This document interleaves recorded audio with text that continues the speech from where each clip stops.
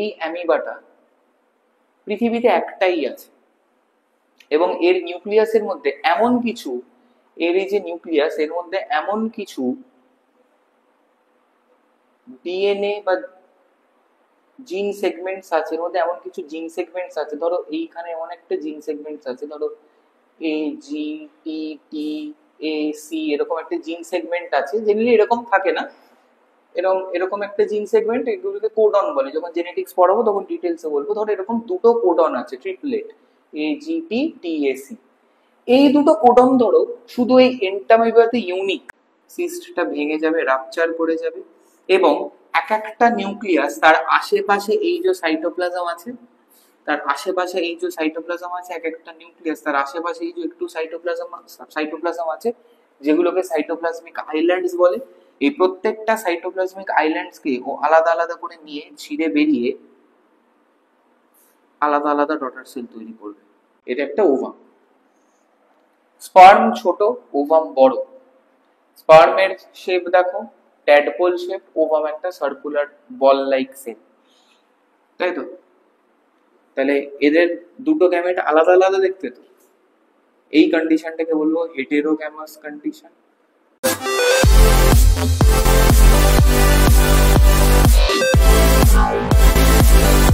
Welcome back to B2S academy. আজকে আমরা তোমাদের ক্লাস 12 এর প্রথম চ্যাপ্টার রিপ্রোডাকশন শুরু করতে চলেছি। তো দেখো, রিপ্রোডাকশন, আমি যদি কথাটা তোমাদের সামনে বোর্ডে উপস্থাপনা করি, এটার দুটো ভাগ আছে, ঠিক আছে? দুটো সিলেবেলে আমি ভাগ করতে পারি, একটা হচ্ছে রি আর একটা হচ্ছে প্রোডাকশন, তাই তো? শব্দটাকে ভাঙা যায়। রি মানে হচ্ছে বারবার, রিপিটেশন, রিপিটেশন বা রিপিটেটিভ, রিপিটেশন বা রিপিটেটিভ প্রসেস। প্রোডাকশন কথাটার মানে অনেক ভাবে ব্যাখ্যা করা যায়, ঠিক আছে? প্রোডাকশন কথাটার খুব সিম্পল মানে হচ্ছে টু ক্রিয়েট, টু ক্রিয়েট। তো দুটোকে যদি আমি মানে যেটা বেরোলো রিপিটেশন আর টু ক্রিয়েট, এই দুটোকে যদি আমি এক করি তাহলে কি আসবে? রিপিটেটিভ, রিপিটেটিভ ক্রিয়েশনকে আমরা বলতে পারি রিপ্রোডাকশন, রিপিটেটিভ ক্রিয়েশনকে বলতে পারি রিপ্রোডাকশন। রিপিটেটিভ ক্রিয়েশন মানে কে কাকে ক্রিয়েট করছে এবং রিপিটেটিভ কেন। দেখো, আমি যদি এখানে সেটা মনেরা আঁকলাম, একটা ব্যাকটেরিয়া, ঠিক আছে? ব্যাকটেরিয়া ছাড়ো, নিউক্লিয়াস এঁকে যখন ফেলেছি, ধরো এটা একটা অ্যামিবা, ঠিক আছে? একটা প্রোটিস্টান আঁকলাম, অ্যামিবা, এটা এন্টামিবা হিস্টোলাইটিকা ধরে নাও। আছেন নিজের মতো বিন্দাস। এবার তোমরা একটা কথা বলো, তোমরা একা থাকতে পছন্দ করো? হ্যাঁ, অনেকেই আছো, যেমন যেমন আমি একা থাকতে পছন্দ করি, কিন্তু একা থাকার মধ্যেও তোমার কিন্তু কোনো সঙ্গী চাই। তুমি যদি মনে করো যে আমি একা থাকবো, তুমি একা একটা ঘরের মধ্যে ভূতের মতো বসে থাকতে পারবে না। তুমি যদি একা থাকতে চাও নিতান্ত, তোমার একটা বই দরকার, বা একটা সিনেমা দেখা দরকার, বা ছবি আঁকা দরকার, বা কিছু একটা, বা গান করা দরকার, কিছু একটা দরকার, অন্তত ঘুমানো দরকার। একা একা বলতে তুমি একদম টোটালি অ্যালোন, অ্যালুফ হয়ে থাকতে পারো না। আর যারা একা থাকতে ভালোবাসো না, তাদের তো বন্ধু বান্ধব, সমাজ সবই দরকার। তেমনি এই যে অ্যামিবা, এ একা থাকতে চায় না। কেন চায় না? নেচার একে একা থাকতে দেবে না। ভাবো, এই অ্যামিবাটা পৃথিবীতে একটাই আছে এবং এর নিউক্লিয়াসের মধ্যে এমন কিছু, এর এই যে নিউক্লিয়াস এর মধ্যে এমন কিছু ডিএনএ বা জিন সেগমেন্টস আছে, এর মধ্যে এমন কিছু জিন সেগমেন্টস আছে, ধরো এইখানে এমন একটা জিন সেগমেন্টস আছে, ধরো এ জি টি টি এ সি এরকম একটা জিন সেগমেন্ট আছে, জেনারেলি এরকম থাকে না, এরকম একটা জিন সেগমেন্ট, এগুলোকে কোডন বলে। যখন জেনেটিক্স পড়াবো তখন ডিটেলসে বলবো। ধরো এরকম দুটো কোডন আছে, triplet A G T T A C. এই দুটো কোডন ধরো শুধু এই এন্টামিবাতে ইউনিক, এবং এই দুটো কোডন ধরো দুটো কোডন মিলে ধরো এমন একটা অ্যামাইনো অ্যাসিড ধরো এনকোড করে, এমন একটা অ্যামাইনো অ্যাসিড ধরো এনকোড করে যেটার প্রচন্ড হাই ভ্যালু টু মানে টু ইটস ওন সার্ভাইভাল, বা ধরো অন্যান্য স্পিসিসদের জন্য, সে ধরো হিউম্যানসদের জন্যই প্রচন্ড হাই ভ্যালু আছে, এর একটা পার্টিকুলার লাইফ স্প্যান আছে। এ যদি নেক্সট জেনারেশন ক্রিয়েট না করেই মরে যায়, তাহলে চিরতরে এই অ্যামাইনো অ্যাসিডটা হারিয়ে যাবে, তার কারণ চিরতরে এই দুটো ট্রিপলেট কোডন হারিয়ে যাবে, মানে এই দুটো জিন চিরতরে হারিয়ে যাবে। তো এদেরকে কনজার্ভ করার জন্য কি দরকার? এদেরকে কনজার্ভ করার জন্যই এই রিপ্রোডাকশন দরকার। কিভাবে করবে রিপ্রোডাকশন? খুব সোজা, চলো দেখা যাক। প্রথমে কি হবে? প্রথমে এই নিউক্লিয়াসটাকে দুটো ভাগে ভাগ করে নেবে, যাকে আমরা বলি ক্যারিওকাইনেসিস। তারপরে এই মাঝ বরাবর ভেঙে দুটো ভাগে ভাগ হয়ে যাবে, যাকে আমরা বলতে পারি সাইটোকাইনেসিস। ঠিক আছে? তো ক্যারিওকাইনেসিস মানে নিউক্লিয়ার ডিভিশন আগে হবে, তারপরে সাইটোকাইনেসিস হয়। দুটো এরকম ডটার সেল তৈরি করবে।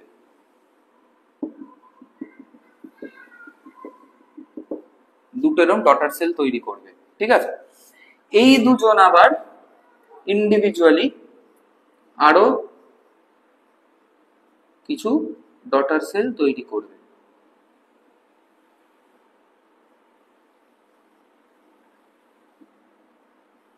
ঠিক আছে?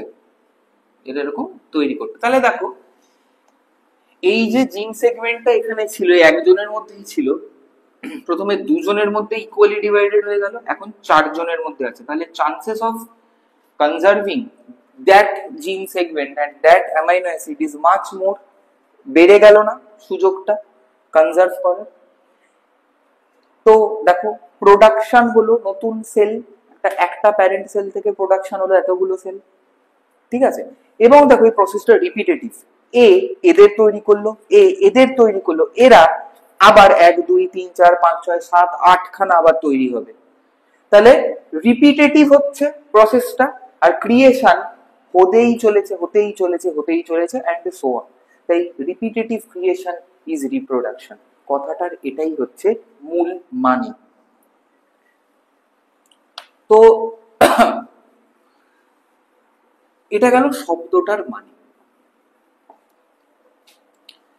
এবার দেখো,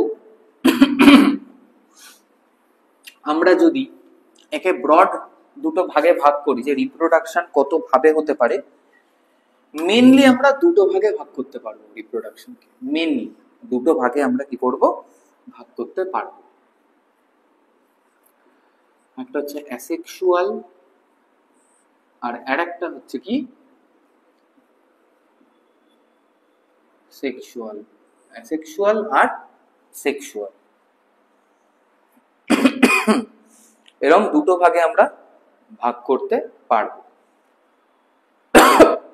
দেখো, অ্যাসেক্সুয়ালের সাথে সেক্সুয়ালের একটা তুল্যমূল্য আলোচনা করি, তাহলেই পুরো কনসেপ্টটা কিন্তু ক্লিয়ার হয়ে যাবে।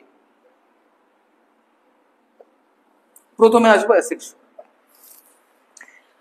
অ্যাসেক্সুয়াল মানে যেখানে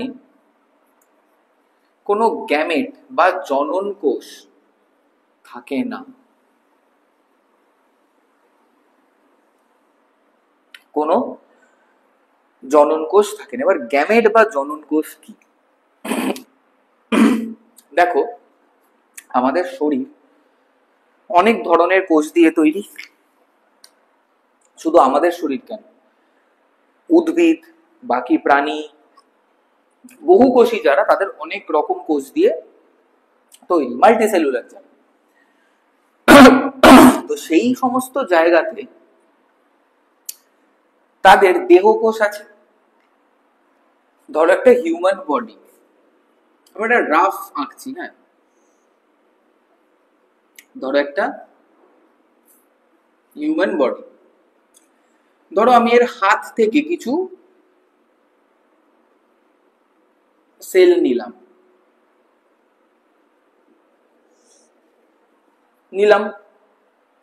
সেলগুলোকে কালচার করলাম, মানে একটা এরকম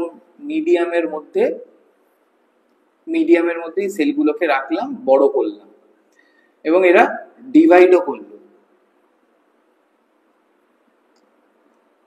এরকম ডিভাইডও করলো অনেকগুলো সেল হয়ে গেল। এই সেলগুলো কি একটা গোটা আবার হিউম্যান তৈরি করতে পারবে? পারবে কি? একদমই পারবে না, একদমই পারবে না, কখনোই সম্ভব নয়। তার কারণ তোমার হাতের যে সেলগুলো বা পায়ের যে সেলগুলো বা বডির যে সেলগুলো তোমাদের আছে সেগুলোকে আমরা বলি সোম্যাটিক সেল।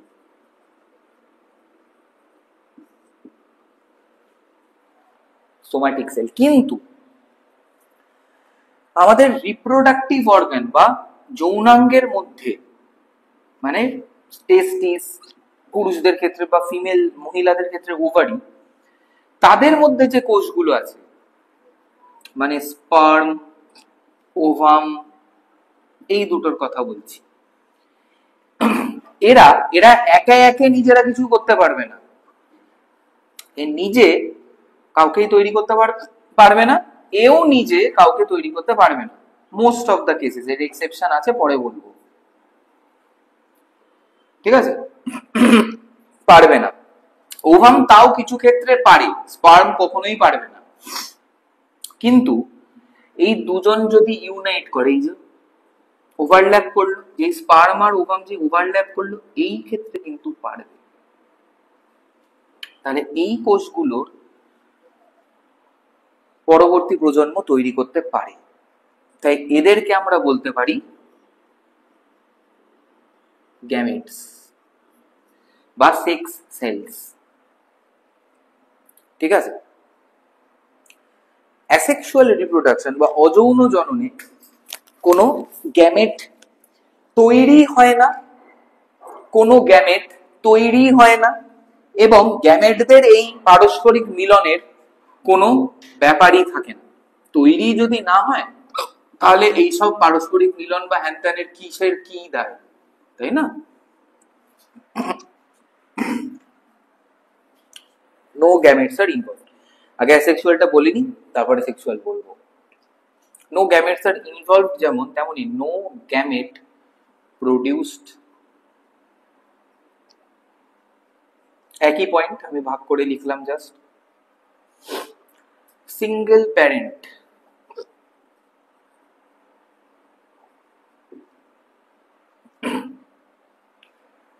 সিঙ্গেল প্যারেন্ট মানে, সিঙ্গেল প্যারেন্ট মানেটা কি? মানে আমি যদি ছবিটা এখানে আঁকি, ওই যে তোমাদের এক্ষুনি এক্সাম্পল দিলাম, একটা অ্যামিবা আছে,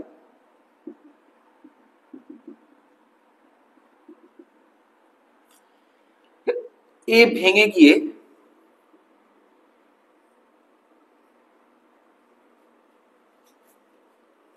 দুটো অ্যামিবা তৈরি করলো,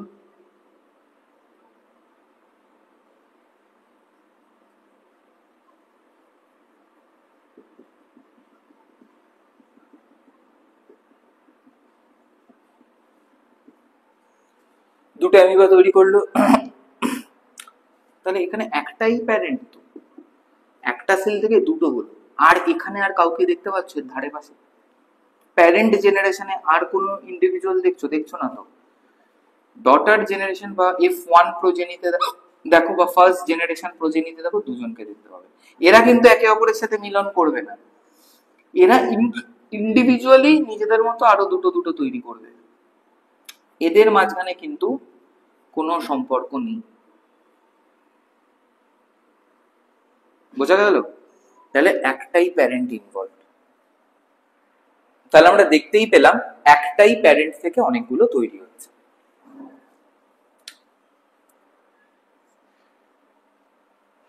এখানে মাইটোসিস হয়, শুধুই মাইটোসিস। দেখো এখানে কিন্তু শুধু মাইটোসিস হচ্ছে, মানে এটা যদি ডিপ্লয়েড হয়, এটা যদি 2n হয়, ঠিক আছে, তাহলে এ কি হচ্ছে, এ G1 G2 এস ফেজে যখন আসছে এ 4n হয়ে যাচ্ছে, এবং এই 4n থেকে আবার 2n করে দুটো ডটার সেল তৈরি করবে, ঠিক আছে। G1 S G2 এই তিনটে ফেজ ক্রস করার পর এই 4n কন্ডিশনে এলো, আসার পরে যে এস ফেজ এই পরে G2 পরে যখনই এবার মাইটোটিক ফেজে এলো, তখনই মাইটোটিক ফেজে আসার সাথে সাথে কি হলো, ডিভাইড হলো 2n, তাহলে দেখো প্যারেন্টও ডিপ্লয়েড, ডটারও ডিপ্লয়েড, তাহলে অ্যাসেক্সুয়াল রিপ্রোডাকশন মেইনলি মাইটোসিসের ফলে হয়, ঠিক আছে। এখানে somatic cells gives rise to new progenies.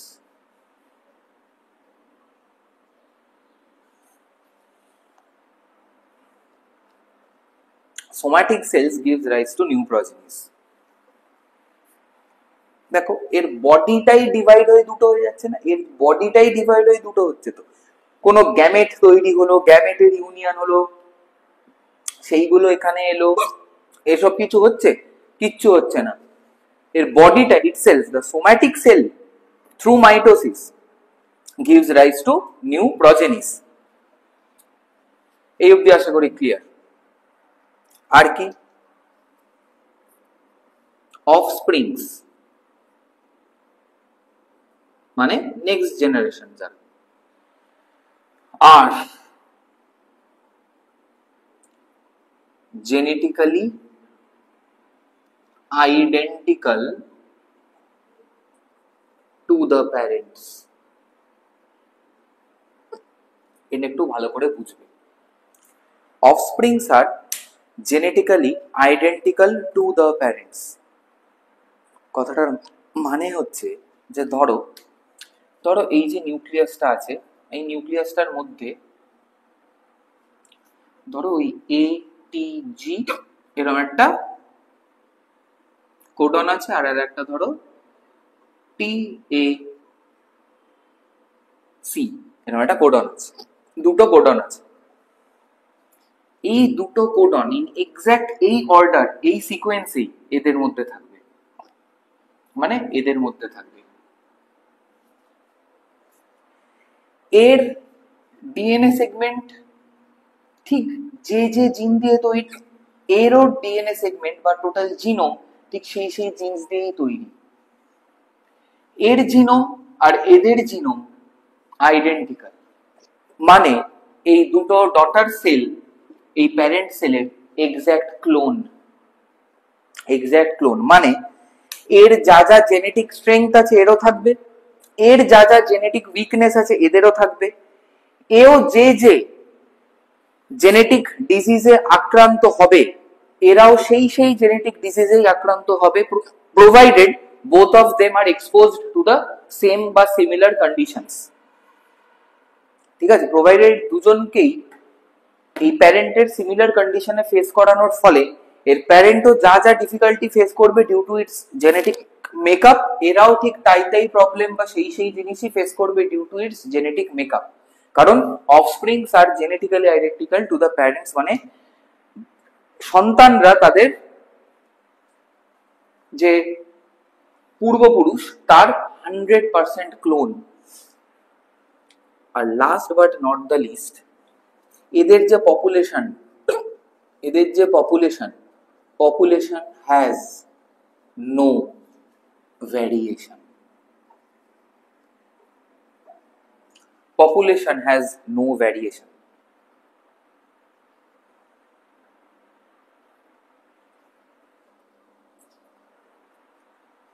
কারণ কি? তার কারণ হচ্ছে যে দেখো পপুলেশনটা যেহেতু প্রত্যেকেই একে অপরের আইডেন্টিক্যাল, তাই না, গোটা পপুলেশনটাই ক্লোনস দিয়ে তৈরি, প্রত্যেকের ক্লোন। মানে ভাবো, মানুষ যদি অ্যাসেক্সুয়ালি রিপ্রোডিউস করতো, ধরো আমি অ্যাসেক্সুয়ালি রিপ্রোডিউস করছি, মানে আমার হাত থেকে একটা এরকম মাস অফ সেলস আমি খুলে ফেলে দিলাম, সেটা থেকে একটা নতুন ইন্ডিভিজুয়াল তৈরি হলো, তাকে 100% আমার মতো দেখতে হবে, আমার যা যা ফিজিক্যাল ফিচার তারও তাই তাই থাকবে, আমার যা যা জেনেটিক বায়োকেমিক্যাল অ্যাট্রিবিউটস তাদেরও তাই তাই থাকবে। তাহলে পপুলেশনটা তো জেনেটিক্যালি সিমিলার হয়ে গেল, একটা ইউনিফর্ম জেনেটিক মেকআপ হয়ে গেল গোটা পপুলেশনের। তার মানে তার মধ্যে কোনো ভ্যারিয়েশন নেই। ভ্যারিয়েশন নেই মানে কোনো সাডেন এনভায়রনমেন্টাল চেঞ্জ যদি হয়, আর সেই এনভায়রনমেন্টাল চেঞ্জটার সাথে অ্যাডাপ্ট করে নেওয়ার মতো যদি আমাদের জেনেটিক মেকআপ না থাকে, গোটা পপুলেশন এক্সটিংক্ট হয়ে যাবে। বোঝা গেল? আর কি, যেহেতু এটা শুধু মাইটোসিসে হয় asexual reproduction, it is a ফাস্টার process, অনেক তাড়াতাড়ি হয়, মানে একটা থেকে দুটো অনেক তাড়াতাড়ি তৈরি হয়ে যায়। এবার চলে আসো sexual reproduction. Male and female gametes involved. Male and female gametes involved, অবশ্যই, এবং অবশ্যই বুঝতে পারছো male and female gametes are produced. Male এখানে কিন্তু সিঙ্গেল প্যারেন্টেও হতে পারে, এখানেও সিঙ্গেল প্যারেন্টে হতে পারে। তাদেরকে কি বলা হয়? হার্মাফ্রোডাইটস, উভলিঙ্গজীব, যেমন আর্থওয়ার্ম। মানে কি, একটাই প্রাণীদেহের মধ্যে মেল এবং ফিমেল গ্যামেটস ইন্ডিভিজুয়ালি প্রডিউসড হয়। ফুলের ক্ষেত্রেও যারা কমপ্লিট ফ্লাওয়ার, তাদের মধ্যে কিন্তু স্ট্যামেন এবং কার্পেল দুটোই থাকে, তাই না? বা ইউনিসেক্সুয়াল ফ্লাওয়ারও হতে পারে, যাদের আলাদা করে শুধু একটা ফ্লাওয়ারে শুধু স্ট্যামেন আছে আর একটা ফ্লাওয়ারে শুধু কার্পেল আছে, তাই না? বাইসেক্সুয়াল ফ্লাওয়ার্স, সেটা ইম্পর্টেন্ট নয়। সিঙ্গেল প্যারেন্ট বডি থাকতে পারে, কোনো সমস্যা নেই, কিন্তু single parent body must produce both mail and female gametes. Mail and female gametes এর ইউনিয়ন ছাড়া সেক্সুয়াল রিপ্রোডাকশন ইম্পসিবল। তার মানে এখানে কি, ফার্টিলাইজেশন ইজ এসেনশিয়াল। ফার্টিলাইজেশন মানে কি, union of male and female gametes কে আমরা ফার্টিলাইজেশন বলতে পারি। এখানে no fertilization asexually, no fertilization. একটাই তো সেল টাইপ, শুধু সোম্যাটিক সেল দিয়েই তো হচ্ছে, তাই না? তাহলে এখানে ফার্টিলাইজেশন হবে কি করে? কিন্তু এখানে male and female gametes R involved. Single প্যারেন্টও তৈরি করতে পারে, কিন্তু মেল অ্যান্ড ফিমেল গ্যামেটস তো থাকতেই হবে, এবং তাদের ফিউশন বা ইউনিয়ন বা ফার্টিলাইজেশনটা এসেনশিয়াল হতেই হবে in order to produce progenies or next generation. এবার মেল অ্যান্ড ফিমেল গ্যামেটকে তৈরি করতে গেলে কি দরকার? মিওসিস দরকার। মিওসিস টু প্রডিউস গ্যামেটস, আর তারপরে কি হবে? Mitosis to produce the body of offspring.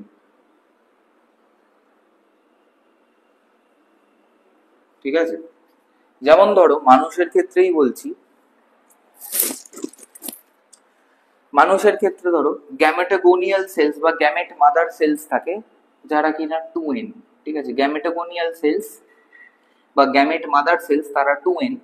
তাদের থেকে মিওসিস বা হ্যাপ্লয়েড ডিভিশন বা রিডাকশনাল ডিভিশন হয়ে n গ্যামেট তৈরি হয়। ঠিক আছে?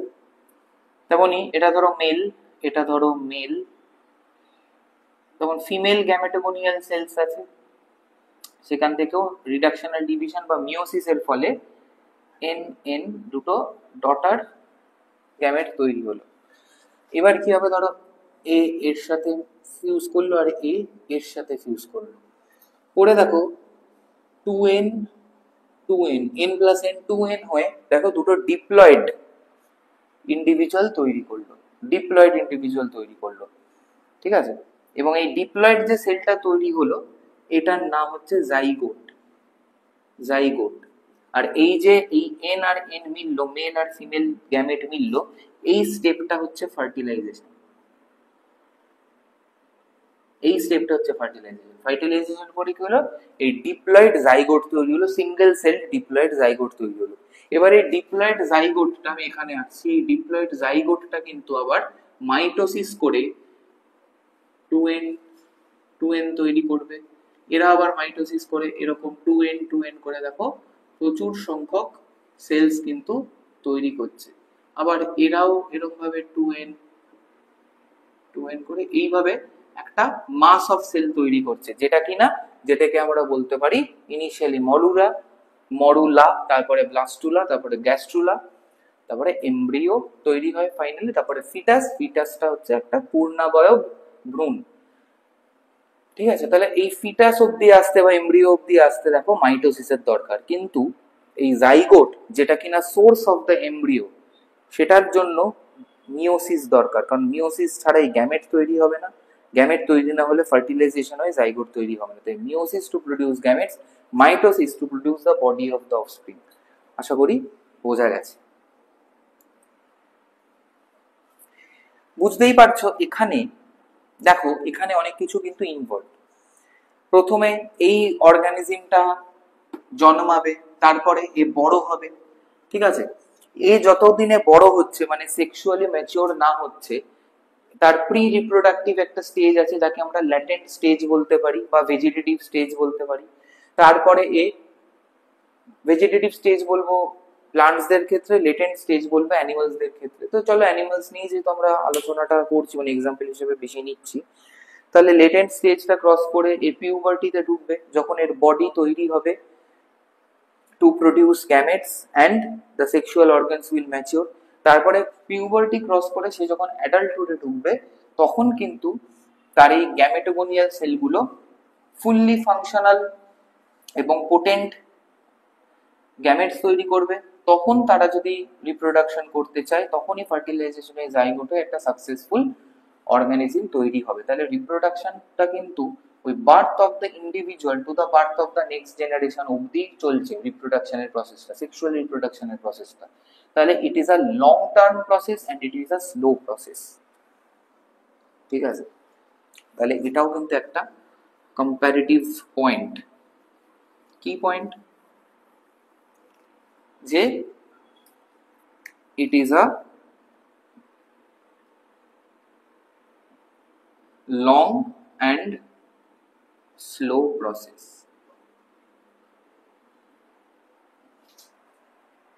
ঠিক আছে। এখানে বুঝতেই পারছো যে প্যারেন্ট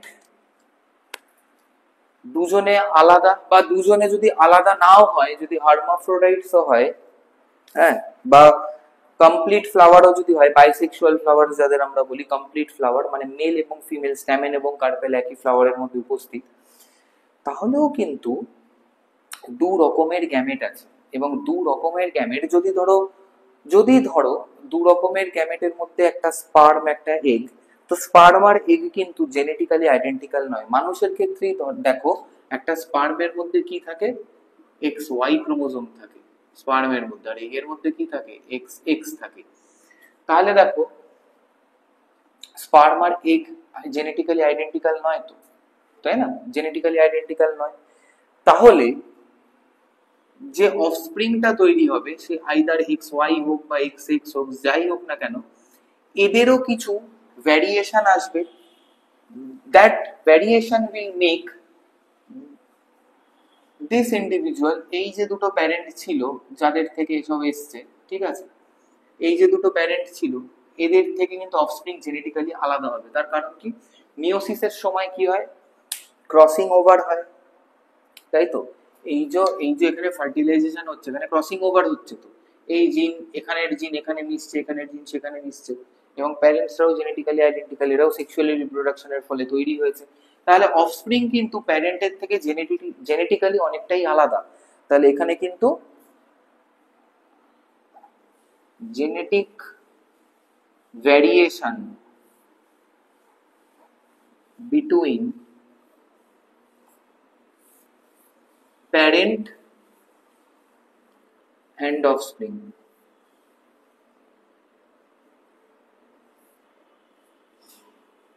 তাই তো, genetic variation between parent and offspring আসছে এবং এর ফলে পপুলেশন যেটা তৈরি হলো সেক্সুয়াল রিপ্রোডাকশনের ফলে, পপুলেশন হ্যাজ অ্যাম্পেল ভ্যারিয়েশনস, যথেষ্ট ভ্যারিয়েশন আছে, পপুলেশন হ্যাজ অ্যাম্পেল ভ্যারিয়েশনস। এটা হচ্ছে comparative between sexual and sexual modes of reproduction. এটা কম্পারেটিভ জাস্ট আমি একটা আলোচনা করলাম ভেরিয়াস গ্রুপস।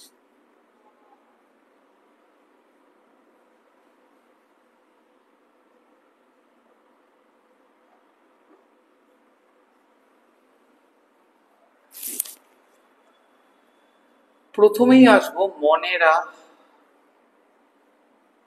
আর প্রোটিস্টা, ব্যাকটেরিয়া, অ্যামিবা, এদের ব্যাকটেরিয়া, অ্যামিবা, অ্যালগি, এদের স্ট্র্যাটেজিটা সিম্পল, বাইনারি ফিশন। বাইনারি ফিশনও হতে পারে বা মাল্টিপল ফিশনও হতে পারে।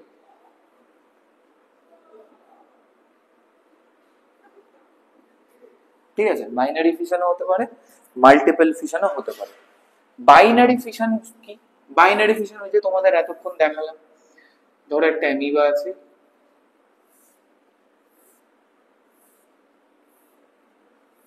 ঠিক আছে, প্রথমে এর কি হবে, মাইটোসিস আমি ডিটেলস আলোচনা করছি না, প্রথমে এর ক্যারিওকাইনেসিস হবে, তারপরে কি হবে, এই প্লেন বরাবর দুটো ইকুয়াল হাফে ভেঙে যাবে, মানে দুটো ইকুয়াল হাফে ভেঙে গিয়ে সাইটোকাইনেসিস হবে, ওই দুটো ডটার সেল তৈরি করবে। ইনিশিয়ালি এই দুটো ডটার সেল প্যারেন্ট সেলের থেকে সাইজে ছোট হবে, ইনিশিয়ালি ডটার সেল প্যারেন্ট সেলের থেকে সাইজে ছোট হবে, তারপর যখন এরা গ্রো করবে, ম্যাচিওর করবে, প্যারেন্ট সেলের ইকুয়াল সাইজ হয়ে যাবে। ঠিক আছে, এটা গেল বাইনারি ফিশন, এটা গেল বাইনারি ফিশন। মাল্টিপল ফিশন কি? ধরো আনফেভারেবল কন্ডিশন, ঠিক আছে, ধরো একটা এরকম সেল আছে, একটা ব্যাকটেরিয়াই ধরো, একটা সেল আছে, এ ডিভাইড করতে চাইছে, মানে এই G1 S G2 ক্রস করে ফেলে মাইটোটিক ফেজে ঢোকার জন্য টোটালি প্রিপেয়ার্ড, বাট এক্সটার্নাল এনভায়রনমেন্টে এমন কোনো ফ্যাক্টর আছে, ধরো লো ময়েশ্চার, হাই পিএইচ বা এক্সট্রিমলি লো পিএইচ, হ্যাঁ, বা ধরো আরো কিছু এমন এনভায়রনমেন্টাল ফ্যাক্টরস আছে, লেস অ্যামাউন্ট অফ নিউট্রিশন, যেখানে এর রিপ্রোডিউস করাটা ডিফিকাল্ট, বা রিপ্রোডিউস করলেও ডটার সেলস গুলো ওই এনভায়রনমেন্টে বেঁচে থাকতে পারবে না, তো তাহলে তো ডিভাইড করে কোনো লাভ নেই, তাই না? সেরকম যে এনভায়রনমেন্টেই ডটার সেল গুলো সার্ভাইভ করতে পারবে না, তো সেখানে যদি এ ডিভাইড করে যায় তখন তো টোটাল প্রসেসটাই ব্যর্থ, সব মানে এরাও মরে গেলে তো হয়েই গেল, এ তো দুটোই ভেঙে যাচ্ছে, তো এরা ভেঙে গেলে গোটা পপুলেশনটাই তো ওয়াইপড আউট হয়ে যাবে, তাই না? তো দরকার নেই করার, কিন্তু এ তো রেডি টু ডিভাইড, তো এ কি করবে, এ তখন সেল মেমব্রেনের বাইরে একটা এরকম একটা লেয়ার তৈরি করবে, ঠিক আছে, একটা লিপিড কোটিং তৈরি করবে, একটা লিপিডের লেয়ার, লিপিড কোটিং তৈরি করবে, এবং লিপিড কোটিং এর মধ্যে নিউক্লিয়াসটাকে অনেক ভাগে ভেঙে দেবে, মাল্টিপল ক্যারিওকাইনেসিস হবে।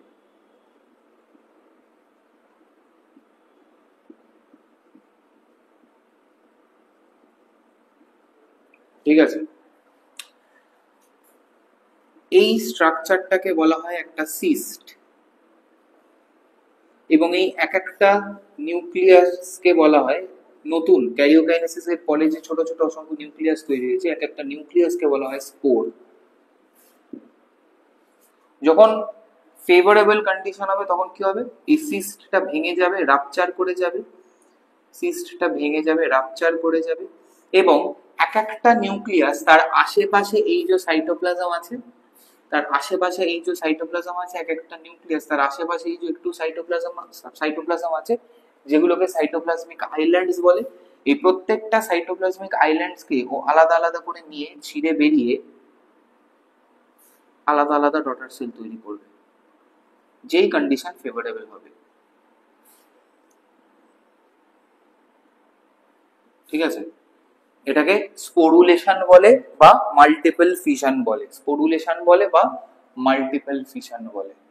ঠিক আছে, এইটা মনেরা প্রোটিস্টা মানে ব্যাকটেরিয়া, অ্যামিবা, এদের কিন্তু এইটা একটা, অ্যালগির ক্ষেত্রেও এইটা একটা কমন স্ট্র্যাটেজি। অ্যালগির ক্ষেত্রে আর একটা স্ট্র্যাটেজিও দেখা যায়, দ্যাট ইজ ফ্র্যাগমেন্টেশন। ফ্র্যাগমেন্টেশন সেটা আবার কি?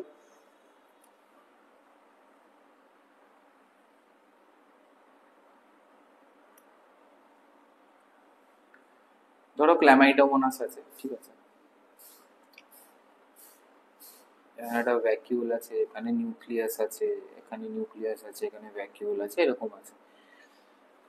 ধরো তুমি এখান থেকে এটাকে ভেঙে দিলে বা ভেঙে গেল, ঠিক আছে, যেই ভেঙে দিলে এ একটা নতুন কলোনি তৈরি করবে, এও একটা নতুন কলোনি তৈরি করবে, ফ্র্যাগমেন্টেড হয়ে নতুন একটা কলোনি তৈরি করতে পারবে, একে ফ্র্যাগমেন্টেশন বলে। এটা অ্যালগিতে দেখা যায়। তো এই সবগুলো স্ট্র্যাটেজি কিন্তু asexual reproduction in মনেরা and Protista. তাহলে মনেরা প্রোটিস্টা আশা করি বোঝা গেছে। নেক্সট আমরা আসবো ফাঙ্গাই।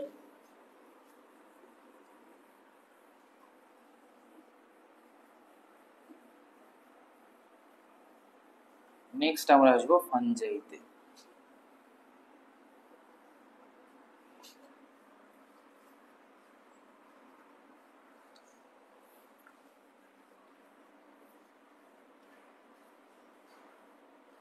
ফানজাই কি করে? Spore formation, spore formation. কিন্তু সেক্সুয়াল অ্যাসেক্সুয়াল দুরকম স্পোরই তৈরি করতে পারে, বাট অ্যাসেক্সুয়াল স্পোরস এরই কথা বলছি। ঠিক আছে, যেমন ধরো জুওস্পোরস তৈরি করে, ঠিক আছে, পেনিসিলিয়াম যেমন কোনিডিয়া তৈরি করে, কোনিডিয়া কে তৈরি করে? পেনিসিলিয়াম। পেনিসিলিয়াম কোনিডিয়া তৈরি করে, যেটা এখানে একটা আসেক্সুয়াল স্পোর। এই স্পোর গুলো এরা রিলিজ করে এবং স্পোর গুলো ভেসে বেড়ায় এয়ারে এবং এমন কোন সাবস্ট্রেটে গিয়ে পড়ে যেখানে হাই ময়েশ্চার আছে, হাই অর্গানিক কন্টেন্ট আছে, টেম্পারেচারটা মোটামুটি 17-র ওপরে, 25-এর নিচে, ঠিক আছে, ডিরেক্ট সানলাইট নেই এরকম, এবং একটা পার্টিকুলার হাইটে আছে ফ্রম দ্য গ্রাউন্ড, এরকম এরকম একটা অলমোস্ট পারফেক্ট সিচুয়েশনে যখন এই স্পোর গুলো পড়ে, তখন সেখান থেকে কি হয়, নতুন নতুন নতুন নতুন আবার ফাঙ্গাল কলোনিজ তৈরি হয়। তো ফাঙ্গি এভাবে স্পোর ফর্মেশনে করে। Next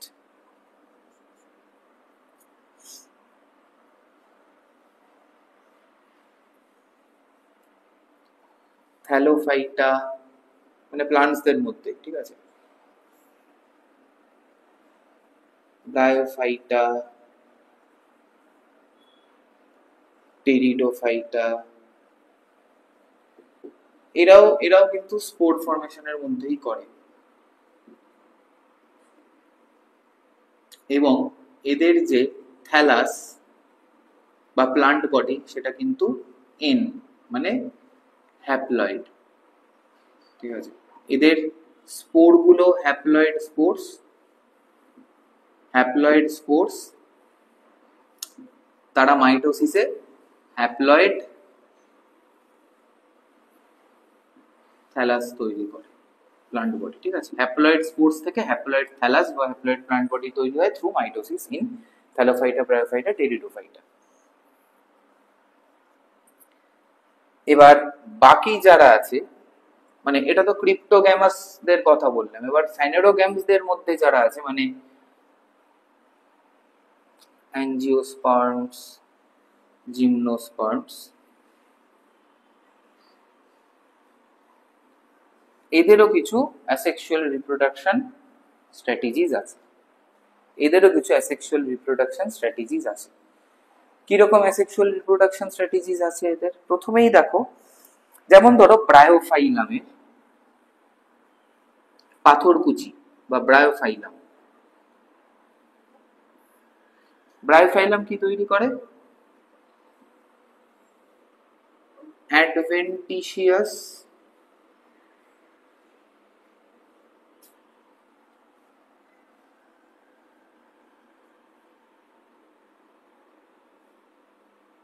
birds. অ্যাডভেন্টিশিয়াস বার্ডস মানে মানে ধরো এটা একটা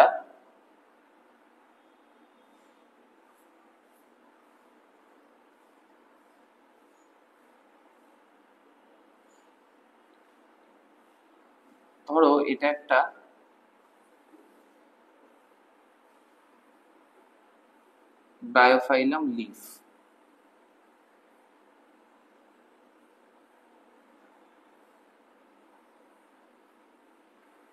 ঠিক আছে, এটা ব্রায়োফাইলাম লিফ। এই লিফের মার্জিন বরাবর এরকম প্রচুর এরকম লিফ বার্ডস তৈরি হয় এবং তাদের এরকম সরু হেয়ার লাইক রুট স্ট্রাকচারও তৈরি হয়ে থাকে। ঠিক আছে, এরকম প্রচুর লিফ বার্ডস তৈরি হয়ে থাকে এবং তাদের সাথে এরকম রুট স্ট্রাকচারও তৈরি হয়ে থাকে। ঠিক আছে, এরকম থাকে। এইগুলো পাতার সাথে আটকে থাকে। এবার এই পাতাটা যখন অ্যাবসিশনের ফলে, এই ধরো স্টেম অ্যাবসিশনের ফলে পাতাটা যখন মাটিতে পড়ে যায়, তখন কি হয়, এই অ্যাডভেন্টিশাস বার্ডস গুলো মাটিতে পড়ে এবং এই রুট স্ট্রাকচারের ফলে মাটিতে এর একটা অ্যাঙ্কারেজ পেয়ে যায়। ঠিক আছে, রুট স্ট্রাকচারের ফলে এরা মাটিতে একটা অ্যাঙ্কারেজ পেয়ে যায় এবং এখান থেকে আবার ইন্ডিভিজুয়ালি দুটো আলাদা আলাদা ব্রায়োফাইলামের গাছ তৈরি হবে। অ্যাডভেন্টিশাস বার্ডস, ধরো জিঞ্জার, পটেটো, মডিফাইড স্টেম তো এরা, এদের মধ্যেও কি থাকে, বার্ডস থাকে। আই অফ দ্য পটেটো, পটেটোর যে ছোট ছোট চোখের মতো স্পট গুলো থাকে, জিঞ্জারেরও যে এরকম ব্যান্ডস গুলো থাকে, তার মধ্যে থেকে দেখবে বর্ষাকালে সরু সরু গাছ বেরিয়ে গেছে, কারণ ওগুলোই বার্ডস। ঠিক আছে, আন্ডারগ্রাউন্ড স্টেম, মডিফাইড স্টেম, যেহেতু ওই বার্ডস গুলো থেকেই আবার নতুন নতুন আলু গাছ, আদা গাছ তৈরি হয়। ঠিক আছে, ওই যে বার্ডস গুলো থেকে যে ছোট্ট ছোট্ট গাছগুলো বেরোয়, ওই সময় তুমি যদি আদাটাকে পুঁতে দাও, ওই প্রত্যেকটা বার্ড থেকে একটা গাছ তৈরি হবে। এভাবে হতে পারে। আরো কিছু স্ট্র্যাটেজিস আছে। ঠিক আছে, আরো কিছু স্ট্র্যাটেজিস আছে, যেমন ধরো গোলাপ গাছ, রোজ।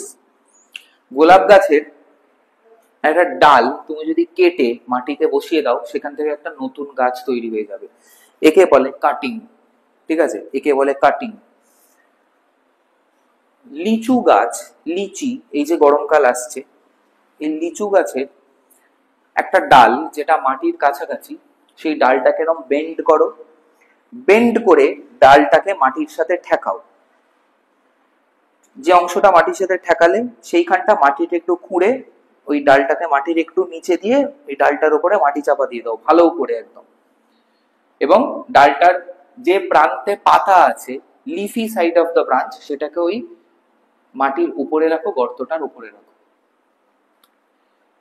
বেশ কিছুদিন যাওয়ার পর দেখবে ওই যে ব্রাঞ্চটার যে অংশটা মাটির নিচে আছে, সেখান থেকে শিকড় তৈরি হয়ে গেছে এবং ওইখান থেকেই একটা নতুন লিচু গাছ তৈরি হয়েছে। এই প্রসেসকে বলে লেয়ারিং। ঠিক আছে, আর একটা কি, ধরো জ্যাসমিন, জুঁই ফুল, জুঁই ফুলের একটা ডাল তুমি কাটলে, কেটে আর একটা ভ্যারাইটির জুঁই ফুলের ডাল তুমি কাটলে, কেটে ধরো দুটো গাছ আছে, প্লান্ট এ আর প্লান্ট বি, তো প্লান্ট এর ডাল কাটলে, প্লান্ট বি এর ডাল কাটলে, প্লান্ট বি এর ওই কেটে দেওয়া ডালটা বা কাঠটা তুমি প্লান্ট এর অংশটার সাথে জুড়ে দিলে, কাটা অংশটার সাথে জুড়ে দিলে, আর প্লান্ট এর কেটে দেওয়া ডালটা প্লান্ট বি এর কাটা অংশটার সাথে ভালো করে জুড়ে দিলে। কি করে জুড়বে? ভালো করে একদম অ্যাঙ্গেল করে কাটতে হয়, এরকম একটা অ্যাঙ্গেল করে কাটতে হয়, কেটে এরকম দুটো মুখে মুখে মিলিয়ে এখানে মাটি দিয়ে সিল করে দিয়ে সুতো দিয়ে বেঁধে দিতে হয়। প্লাস তখন কিছু অক্সিজেন গ্রোথ হরমোন স্প্রেও করতে হয়। তার ফলে কি হয়, ওই দুটো অংশ যাকে আমরা গ্রাফটস বলি, গ্রাফটস গুলো জুড়ে যায়, গ্রাফট গুলো জুড়ে গিয়ে কি হয়, ওই যে নতুন একটা ডাল তৈরি হলো, ওই ডালটার যে ফুলগুলো হবে, তুমি স্টেম কেটেও এভাবে করতে পারো, একটা গাছের স্টেম কেটে আর একটা গাছের সাথে জুড়ে দিতে পারো। এই অর্কিডস এ এটা করা হয় খুব, ঠিক আছে, জ্যাসমিন, অর্কিডস, এই সমস্ত গাছে করা হয়। এর ফলে কি হবে, এই যে গ্রাফটটা তৈরি হলো, গ্রাফটের ফলে যে ফুলগুলো আসবে, ফুলগুলোতে দুটো গাছেরই মিক্সড কোয়ালিটিস থাকবে, দুটো গাছেরই মিক্সড কোয়ালিটিস থাকবে। ধরো একটা অর্কিড, একটা অর্কিডের ধরো কালার খুব ভালো, আর একটা অর্কিডের ধরো স্মেল খুব ভালো। তোমার এমন একটা অর্কিড দরকার যার দুটোই আছে। তুমি কি করলে, যার কালার ভালো তার স্টেমটা কাটলে, কেটে তুললে, আর যার স্মেল ভালো তারও স্টেমটা কাটলে, কেটে কালার ভালোর স্টেম যার স্মেল ভালো তার গায়ে জুড়ে দিলে, আর যার স্মেল ভালো তার কাট অংশটা যার কালার ভালো তার সাথে জুড়ে দিলে। Now you have two grafted plants. এবং এই দুটো গাছেই নেক্সট ফ্লাওয়ারিং এর সময় বা নেক্সট ব্লুমের সময় যে অর্কিড গুলো তৈরি হবে তাতে দেখবে কালার এবং স্মেল দুটোই আছে। জ্যাসমিনের ক্ষেত্রেও ধরো একটা গাছে ফুলগুলো ছোট কিন্তু স্মেল ভালো, আর একটা গাছে তো ফুলগুলো বড় কিন্তু স্মেল অতটা নেই। গ্রাফটিং করে জুড়ে দাও একে অপরের পার্ট একে অপরের সাথে এক্সচেঞ্জ করে, দেখবে দুটোতেই এমন ফুল হচ্ছে যাদের বোথ সাইজও ভালো, স্মেলও ভালো, ঠিক আছে, একে গ্রাফটিং বলে। তো কাটিং, লেয়ারিং, গ্রাফটিং তিনটে আছে। এগুলো আমরা আর্টিফিশিয়ালি করি, মানুষ করি। আর এই অ্যাডভেন্টিশিয়াস বার্ডস যেটা ব্রায়োফাইলামে আছে, বা জিঞ্জার পটেটোতে যে মডিফাইড স্টেমের মধ্যে যে বার্ডস গুলো আছে, এগুলো ন্যাচারালি হয়।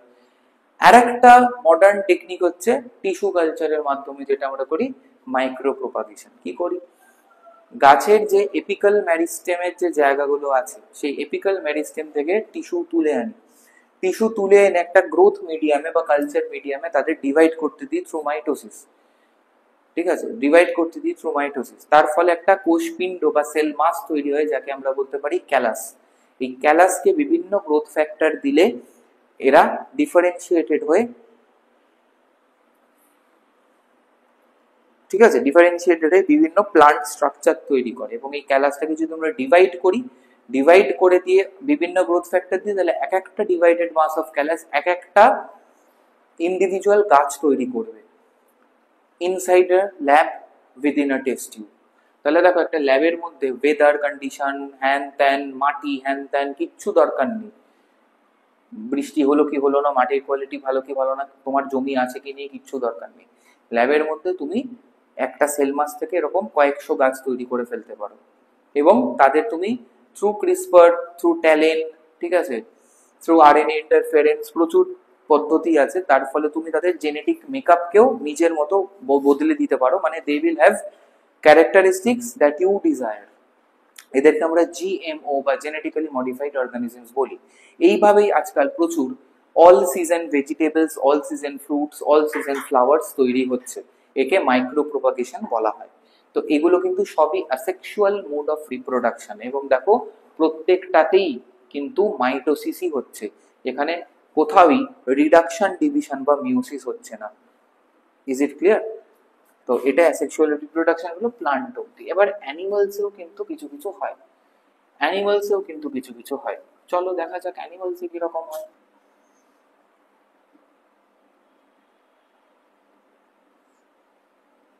অ্যানিমালসদের মধ্যে কিরকম দেখো,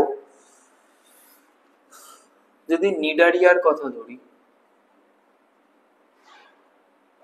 এরা করে, নিডারিয়ার মধ্যে ধরো হাইড্রা, হাইড্রা কি করে, বাডি, মানে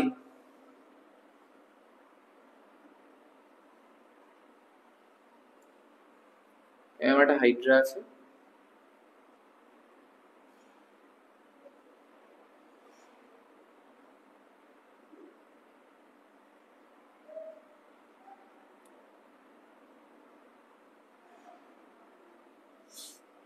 এরকম একটা হাইড্রা আছে।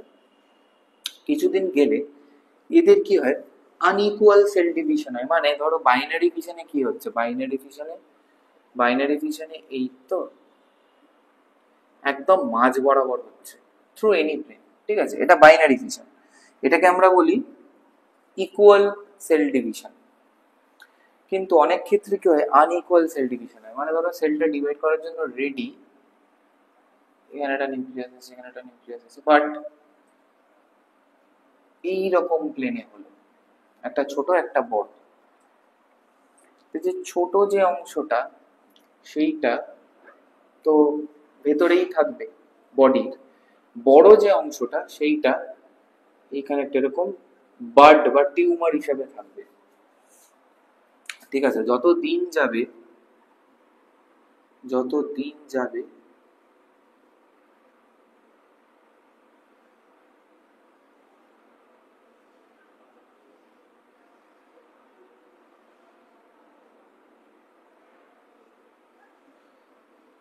তত কি হবে,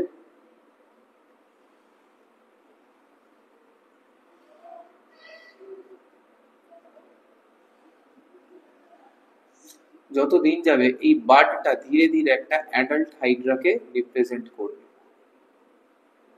যত দিন যাবে। ঠিক আছে, লাস্টলি কি হবে, লাস্টলি এইটা খসে মাটিতে পড়ে যাবে, এটা খসে মাটিতে পড়ে যাবে, লাস্টলি আমি দুটো হাইড্রা পাবো।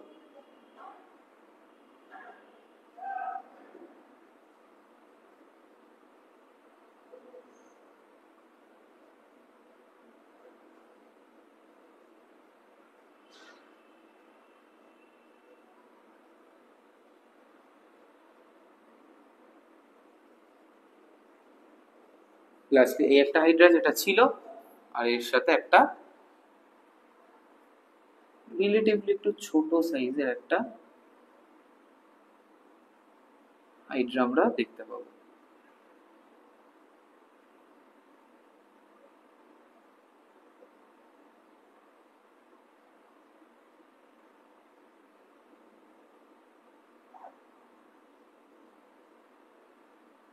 একটু ছোট সাইজের একটা হাইড্রা আমরা দেখতে পাবো।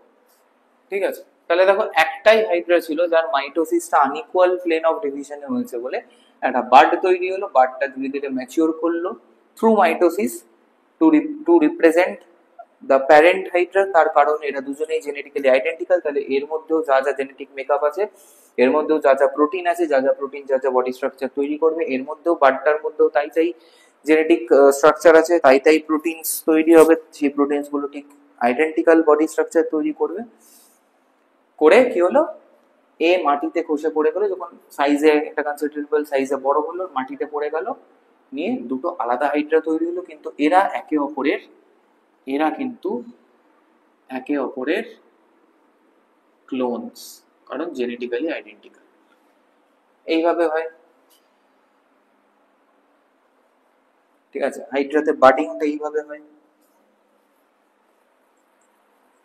আর কি হতে পারে,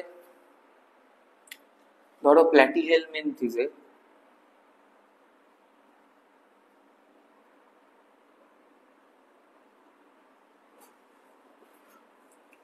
প্ল্যাটিহেলমিনথিসে কি হয়, প্ল্যানেরিয়া আছে, একটা ফ্ল্যাট ওয়ার্ম এরকম দেখতে হয়।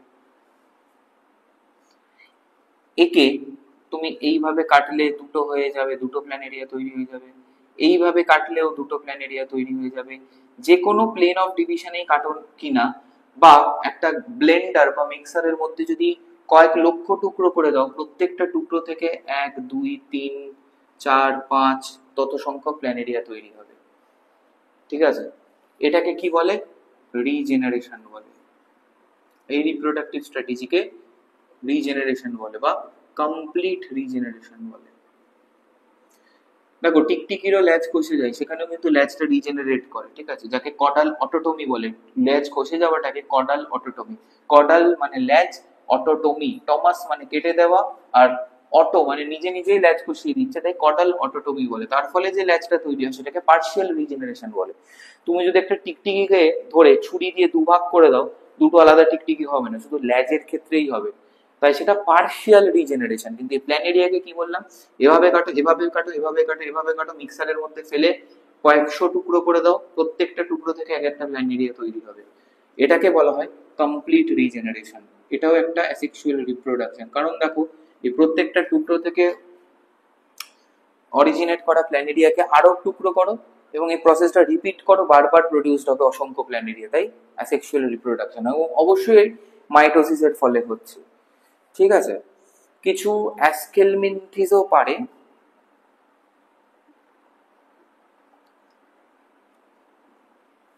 কিছু অ্যাসকেলমিনথিসও পারে, কিছু নিমাটোডও পারে। এরা রিজেনারেট করতে পারে, মানে কমপ্লিট রিজেনারেশনটাই হচ্ছে, বারবার আর লিখছি না, রিজেনারেশন করতে পারে। এরাও ফ্র্যাগমেন্টেশন করতে পারে, মানে বডির একটা ফ্র্যাগমেন্ট যদি কেটে ফেলে দাও, ওই ফ্র্যাগমেন্টটা থেকে একটা গোটা নিমাটোড বা অ্যাসকেলমিনথিস তৈরি হবে। এক্সাম্পল তোমরা জানো, তোমাদের 5 কিংডম পড়িয়েছি, তো এক্সাম্পল নিয়ে বলছি না। এই প্ল্যানেরিয়া এও কিন্তু ফ্র্যাগমেন্টেশন করতে পারে, কারণ এই যে তুমি কেটে দিচ্ছ, দুটো ফ্র্যাগমেন্টে ভাগ করে দিচ্ছ, দুটো ফ্র্যাগমেন্ট থেকে দুটো প্ল্যানেরিয়া তৈরি হচ্ছে, তো রিজেনারেশনও হচ্ছে, এর মধ্যে ফ্র্যাগমেন্টেশনও হচ্ছে। এতগুলো স্ট্র্যাটেজি কিন্তু ফলোড হচ্ছে। অ্যানেলিডা থেকে, starting from Annelida, asexual reproduction কিন্তু আর হচ্ছে না। অ্যানেলিডা, আর্থ্রোপোডা, মোলাস্কা, ইকাইনোডার্মাটা, আর অ্যাসেক্সুয়াল রিপ্রোডাকশন হচ্ছে না। কর্ডেটদের মধ্যেও যদি ধরো সেফালোকর্ডেট যারা আছে, ইউরোকর্ডেট আছে যারা, এদেরও হচ্ছে না। ভার্টিব্রেটসদের মধ্যেও কিন্তু আর অ্যাসেক্সুয়াল রিপ্রোডাকশন দেখা যাচ্ছে না। তাহলে starting from annelids up to all vertebrates, no asexual reproduction is present. আমাদের অ্যাসেক্সুয়াল রিপ্রোডাকশন এই অবধি আমরা পড়ব। আশা করি সেক্সুয়াল রিপ্রোডাকশনের সমস্ত পয়েন্ট মনে আছে, সমস্ত পয়েন্ট মনে আছে। বেসিকটা কি সেক্সুয়াল রিপ্রোডাকশনের? বেসিকটা কি না, মেল গ্যামেটস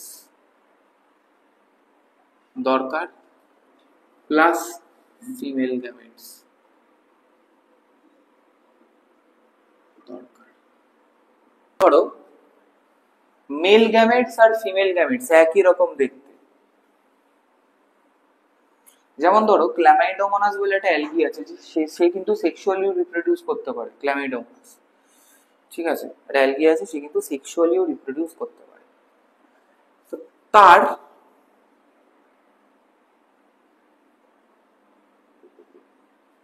মেল গ্যামেটসও এরকম দেখতে, ফিমেল গ্যামেটসটাও এরকমই দেখতে, দুটোই একই সাইজের, দুটোই একই শেপের। এই কন্ডিশনটাকে বলবো আইসোগ্যামাস কন্ডিশন, আর এই গ্যামেটস গুলোকে একসাথে বলবো আইসোগ্যামেটস।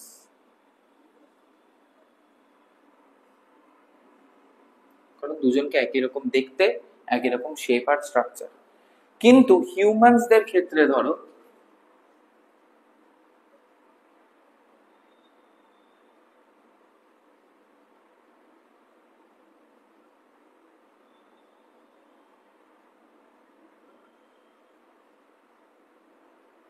এটা অ্যাক্রোসোম ক্যাপ, ঠিক আছে, এখানে মাইটোকন্ড্রিয়া আছে, এইখানটা নিউক্লিয়াস আছে, ঠিক আছে, এটা অ্যাক্রোসোম, একটা নিউক্লিয়াস আছে, এখানটা সাইটোপ্লাজম, এটা হচ্ছে কলার, যেখানে প্রচুর এখানে প্রচুর কলার রিজিয়ন আছে, যেখানে ডায়ানিন প্রোটিনস আছে, এইখানে ফ্ল্যাজেলিন প্রোটিনস আছে, প্রচুর মাইটোকন্ড্রিয়াও আছে, যেটা এই কলার রিজিয়নে, যেটা টেলটাকে মুভ করে। এটা একটা স্পার্ম, তাই তো, এটা একটা স্পার্ম, আর এখানে একটা ওভাম।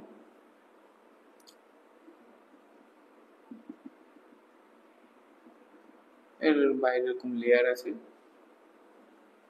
ঠিক আছে, লেয়ার গুলো আমরা পরে আলোচনা করবো, এখন বলছি না।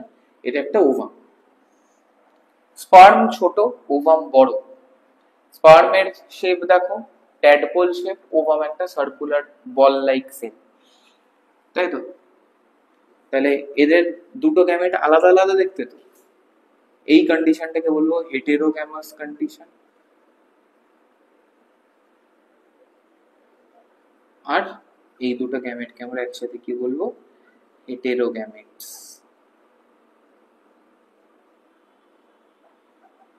গ্যামেটের উপর বেস করে এরকম দু রকম কিন্তু মেল এবং ফিমেল গ্যামেটস হতে পারে।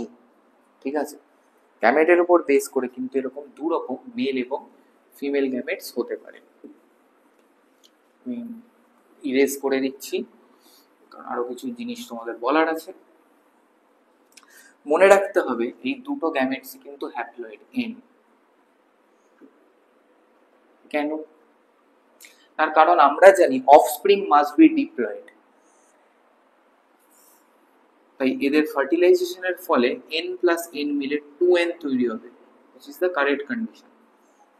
কিন্তু গ্যামেট যদি ডিপ্লয়েড হতো তাহলে 2n এর জায়গায় 4n হতো, কোয়াড্রুপ্লয়েড কন্ডিশন হয়ে যেত, যেটা একটা জেনেটিক অ্যাবারেশন, একটা জেনেটিক ডিফেক্ট, ক্রোমোজোমাল অ্যাবারেশন বলে একে।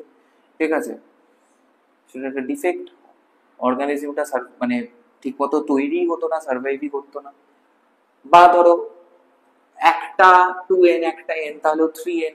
ঠিক আছে, ট্রিপ্লয়েড কন্ডিশন হতো, সেখানেও সেম ক্রোমোজোমাল অ্যাবারেশন হতো, তাই না? তো পারফেক্ট 2n কে আনতে গেলে, মানে পারফেক্ট ডিপ্লয়েড অফস্প্রিং আনতে গেলে গ্যামেটস মাস্ট বি হ্যাপ্লয়েড। এবং তাই গ্যামেটোগোনিয়াল যে সেলগুলো আছে, মানে স্পার্ম মাদার সেল এবং এগ মাদার সেল, যেগুলো গ্যামেটোগোনিয়াল সেলস বলা হয়, সেগুলো ডিপ্লয়েড। সেগুলো থেকে মিওসিস হয়ে হ্যাপ্লয়েড গ্যামেট তৈরি হয়, হ্যাপ্লয়েড গ্যামেট ফার্টিলাইজ হয়ে ডিপ্লয়েড জাইগোট তৈরি হয়, ডিপ্লয়েড জাইগোট মাইটোসিসের ফলে ডিপ্লয়েড অর্গানিজম তৈরি করতে পারে। তাহলে এটাও কিন্তু একটা ইম্পর্টেন্ট কন্ডিশন। ঠিক আছে, আর কি, গ্যামেট ফরমেশন পিউবার্টির আগে হয় না। ঠিক আছে, লাইফ স্প্যানকে আমরা অনেকগুলো ভাগে ভাগ করতে পারি। ঠিক আছে, এটা হচ্ছে এমব্রায়োনিক স্টেজ,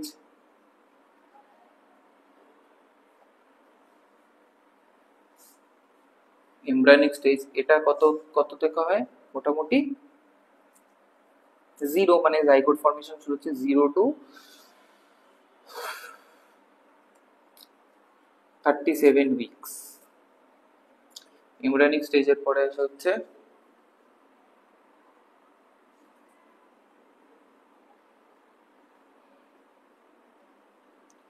নিওনেটাল স্টেজ। এটা ওই 37 উইকস থেকে ধরো আপ টু বার্থের পরে, মানে ডেট অফ বার্থ থেকে 1 মান্থ মতো হয়। নিওনেটাল স্টেজের পরে আসে হচ্ছে ইনফ্যান্সি।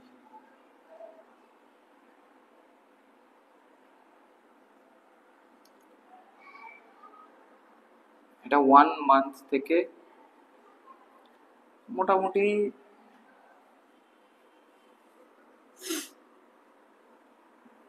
18 মান্থস মতো থাকে, 18 মান্থস বা ধরো 18 মান্থস বা অর 24 মান্থস, মানে 2 বছর মতো থাকে।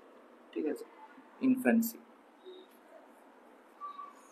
তারপরে আর্লি চাইল্ডহুড,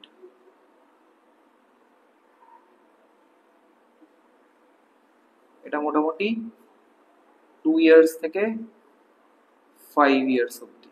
তারপরে লেট চাইল্ডহুড,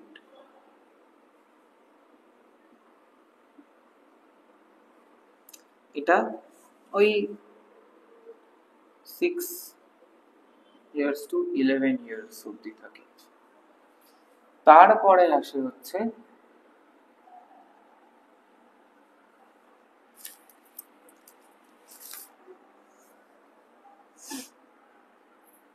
আর্লি অ্যাডোলেসেন্স।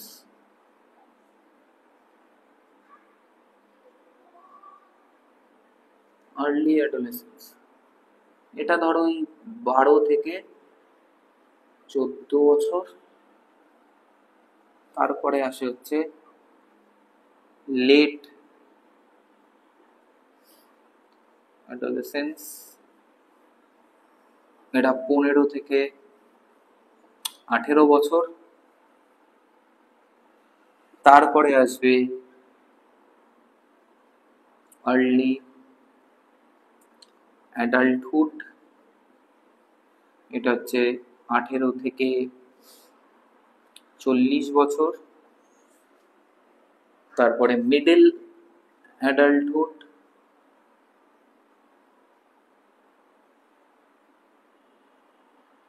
এটা আসবে 40 থেকে 60 বছর। লাস্টে আসবে লেট অ্যাডাল্টহুড, 60 থেকে টিল ডেথ। ঠিক আছে, এইভাবে আসছে। এই যে উপরের, এই যে তুমি দুটো রোতে লিখেছি, আপার রোতে যারা আছে embryonic, neonatal, infancy, early childhood, late childhood, এই যে সিরিজটা, এই সিরিজে কিন্তু নো গ্যামেট ফর্মেশন অকার্স, কোনো গ্যামেট ফর্মেশন হয় না। ঠিক আছে, এটা মানুষের লাইফ সাইকেলটা আমি বললাম, কোনো গ্যামেট ফর্মেশন হয় না। তো এই এমব্রায়োনিক স্টেজ থেকে আপ টু লেট চাইল্ডহুড, মানে ফ্রম 0 উইক টু 11 ইয়ার্স, মানে 37 উইকস তো মাতৃগর্ভে, এটা এমব্রায়োনিক স্টেজ। বার্থ থেকে মানে এইখান থেকে 11 বছর প্লাস এখানে আনুমানিক 9 to 10 মান্থস, মানে 1 বছর, মানে টোটাল ধরো 12 বছর টাইম ধরে একটা অর্গানিজম কোন রকম গ্যামেট তৈরি করছে না, এটাকে লেটেন্ট ফেজ অফ লাইফ বলছে। কিন্তু এই আর্লি অ্যাডোলেসেন্স থেকে 12 বছর থেকে 14 বছর বয়সের মধ্যে থেকে গ্যামেট তৈরি শুরু হয়। মেলদের ক্ষেত্রে গ্যামেটটা প্রায় টিল ডেথই তৈরি হতে থাকে, ফিমেলদের ক্ষেত্রে এই মিডল অ্যাডাল্টহুডের শুরুর দিকে, মানে ওই 45-50 মধ্যে গ্যামেট ফর্মেশন থেমে যায়। ঠিক আছে, তো মোটামুটি এই ফেজটাকে আমরা বলি প্রোপাগেটিভ ফেজ বা রিপ্রোডাক্টিভ ফেজ। তো শুধুমাত্র সেক্সুয়াল রিপ্রোডাকশন এই প্রোপাগেটিভ বা রিপ্রোডাক্টিভ ফেজেই হওয়া সম্ভব, তার আগে সম্ভব নয়। এবং এই প্রোপাগেটিভ ফেজেই কিন্তু এই গ্যামেটোগোনিয়াল সেলগুলো ম্যাচিওর করে। গ্যামেটোগোনিয়াল মাদার সেলস গুলো কিন্তু, বা স্পার্ম মাদার সেল বা এগ মাদার সেল কিন্তু এই এই লেটেন্ট ফেজেও থাকে, ম্যাচিওর করে না। যেই পিউবার্টি বা আর্লি অ্যাডোলেসেন্স হিট করে, তখন এই স্পার্ম এবং এগ মাদার সেলস গুলো কি হয়, ম্যাচিওর করে, তাদের মধ্যে মিওসিস শুরু হয়ে যায়। মিওসিস শুরু হয়ে গিয়ে তারা গ্যামেট তৈরি করে। ঠিক আছে, গ্যামেট গুলো ফার্দার মিওসিস করে নিজেদের সংখ্যা বাড়ায়। গ্যামেট গুলো কিন্তু ফার্দার মিওসিস করে নিজের সংখ্যা বাড়ায়। মাইন্ড ইউ, গ্যামেটোগোনিয়াল সেলস থেকে গ্যামেট হচ্ছে মিওটিক ডিভিশন ফার্স্ট ফেজ বা মিওসিস 1। গ্যামেটস গুলো নিজেরা নিজেরা যে মিওসিস করে নিজেদের সংখ্যা বাড়াচ্ছে, সেটা হচ্ছে মিওসিস 2।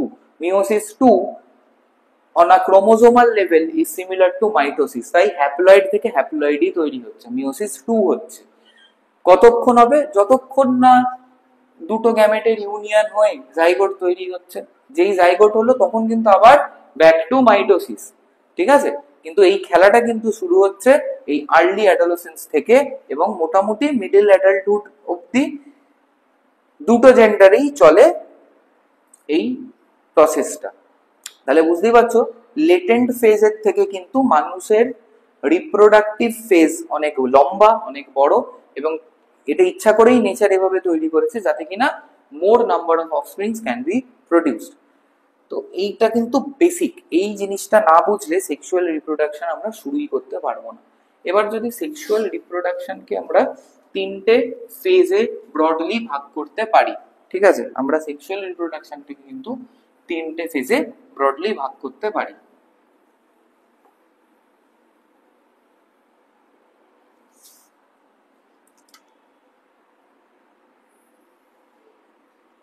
একটা হচ্ছে প্রি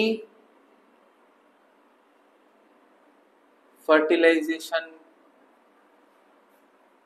ইভেন্টস, একটা হচ্ছে ফার্টিলাইজেশন ইটসেলফ,